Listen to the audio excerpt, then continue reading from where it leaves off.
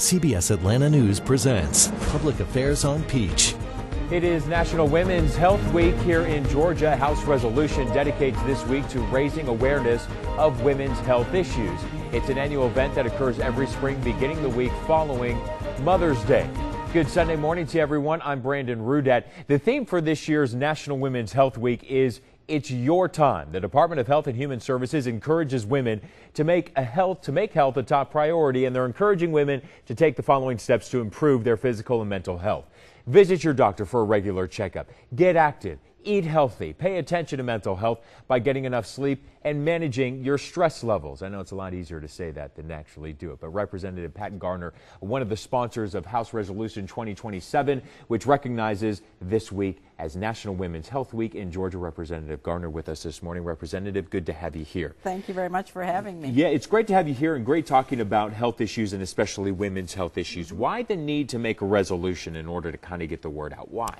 Well, thank you. I thought it was very important to pass a resolution through the House of Representatives that creates National Women's Health Week. Every week, of course, is something we need to be doing, paying attention to our health. But this week is an opportunity to celebrate women's role as primary caregivers.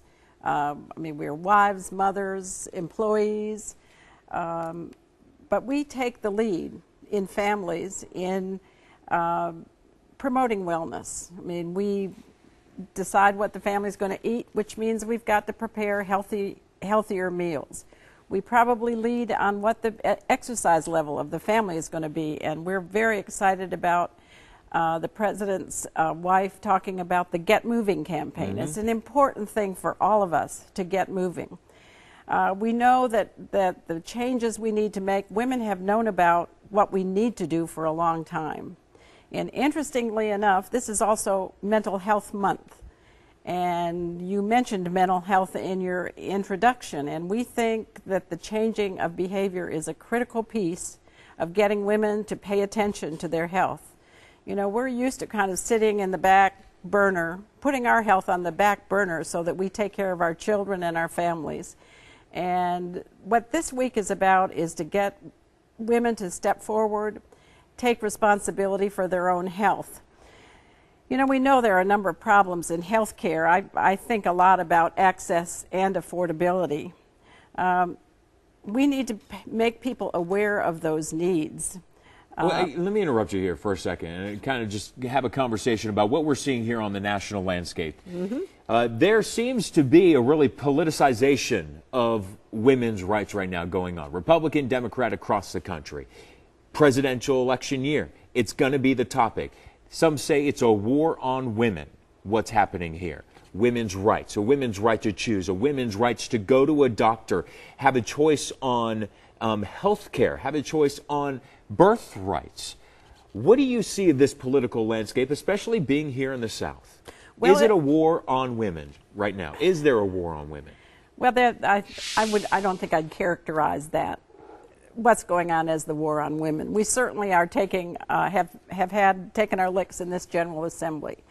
However, there's a lot going on that really will help women. I mean, the Affordable Care Act, for example, regardless of what happens in June with the U.S. Supreme Court, has already made significant improvements in access and affordability, which are the two places where we have tremendous needs in improving health care.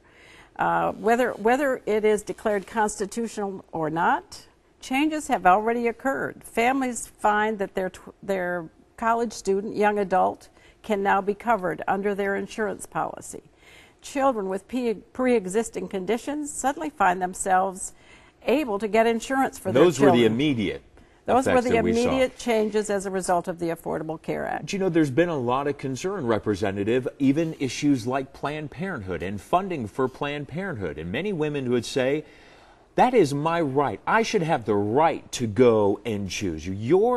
And there's a really big fight, Republican, Democrat, conservative versus the liberals out there right now, even about Planned Parenthood for women's right. And we're talking about accessibility for these women to be able to go out and access this kind of care. I think women are going to find a way to access the care they need. We need to give them the encouragement to take care of themselves. we all talk a lot about the political process, but it is run by the people on each extremes. I keep looking for people who will wear a button that said, I'm a raging, I forgot the word, who are the people in the middle of the road? Moderates. I'm a raging moderate. Thank you, Brandon. But we listen to the extremes in politics, and it is time for us to pay attention to solutions. We need to bring people back together and find solutions to the problems instead of just using whatever statement works to get reelected. Yeah, and you know, it's unfortunate right now. We are in a presidential election year, right? So yes, we're going to have the extremes making their ways to the microphone at all costs during an election year. But at the same time, thank you for inviting a raging moderate. I like that. I like a raging moderate. I've never heard that term used, but I like it. We just coined it here. You did. A raging moderate, because at the same time, you have to understand that there is this other thing called class warfare, right, that we're hearing in a presidential election. The fact of the matter is that there are low-income women out there who are not getting the same accessibility and affordable health care that women and men in, let's say, even blue-collar, middle class, and certainly upper class are afforded the right to. And to call people out who are in Congress, sorry, but all of them are not in the lower class. So at some point, when do you want to do? It would be very hard to do. With super PACs and everything, we can go into that as well. But at the same time, there are women in these low-income neighborhoods that at every moment, it seems more health care is being stripped away from them. More rights are being stripped there. What are you doing as a representative to make sure, and does this bill really make sure that they're being given the opportunity to go out to their, a local medical provider and get that health care? Well, I think there are two things that I would say about that. The Affordable Care Act, for the first time, is going to permit adults, women and men, to be eligible for our Medicaid program. It's right now a program that only has services for children and pregnant women. So the fact that adults, women, will also be covered by Medicaid, which is a good program that treats poor people, along with Peach Care, which is our children's health insurance program, and people pay a premium for that. Through the Affordable Care Act, there will be yet another way for people who can't afford the high premiums in health insurance, and they will be able to buy into a health insurance exchange and get some subsidies from the federal government to help pay for their insurance premiums. Does it concern you that there are governors across this country right now that are doing everything they can to defund Planned Parenthood? Well, that's what the rhetoric says. I mean, what we know, that they have an obligation to stand together and say they don't think this new Affordable Care Act is a good one.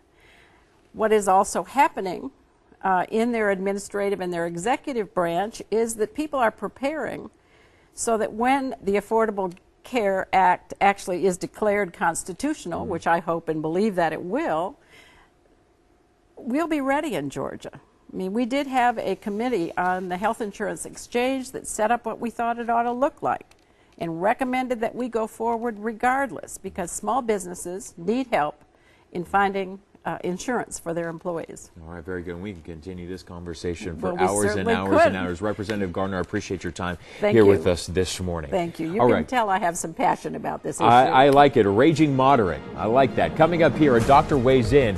Which health services are women overlooking that would or could be potentially life-saving? Stay with us.